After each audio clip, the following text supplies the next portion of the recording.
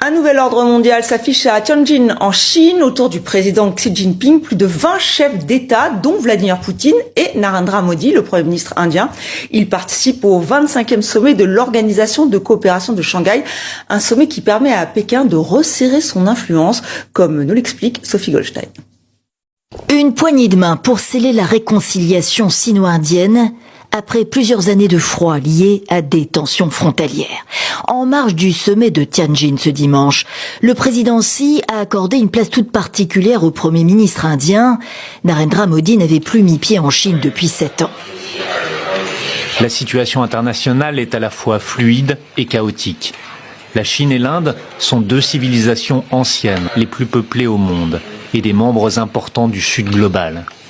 Nous avons une responsabilité historique dans l'amélioration du bien-être de nos deux peuples et la promotion du progrès social. C'est le bon choix pour nos pays d'être amis. Nous sommes engagés à aller de l'avant dans nos relations sur une base de confiance, de respect et de sensibilité réciproque. Rapprochement sino-indien donc, sur fond de tensions avec Washington sur les droits de douane. Pendant 2 jours, de nombreux entretiens bilatéraux sont prévus au sommet de l'Organisation de coopération de Shanghai. L'occasion pour Xi d'affirmer un modèle de gouvernance loin des mentalités de la guerre froide, opposé au modèle occidental selon l'organe officiel Chine Nouvelle, un modèle qui fonctionnerait, lui.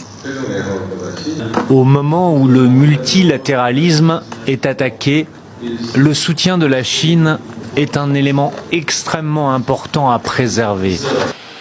Parmi la vingtaine de dirigeants invités, Vladimir Poutine. Le président russe est arrivé en territoire ami, 15 jours après sa rencontre historique avec l'Américain Trump, qui n'a pas permis d'avancer sur la voie d'un cessez-le-feu comme l'espérait l'Ukraine, mais qui a évité à Moscou jusqu'ici des sanctions américaines accrues. À Tianjin, puis à Pékin mardi et mercredi, le président russe s'affichera aux côtés de son homologue chinois et de son autre allié, le nord-coréen Kim Jong-un, qui soutient militairement la Russie contre l'Ukraine. Sans oublier l'Iran, menacé pour sa part de nouvelles sanctions sur le nucléaire. Emmanuel Véron, bonsoir. Vous êtes docteur en géographie à l'Université Paris 1, Panthéon-Sorbonne, spécialiste de la Chine contemporaine et des relations internationales. Beaucoup de dirigeants, plus de 20 ont répondu à l'invitation de Xi Jinping. On vient de voir Vladimir Poutine, Recep Tayyip Erdogan, le président iranien, j'arrête là. C'est une opération diplomatique importante pour la Chine. Elle montre qu'elle est au cœur de ce nouvel ordre mondial. Absolument, c'est essentiel pour Pékin et l'agenda diplomatique, si je puis dire.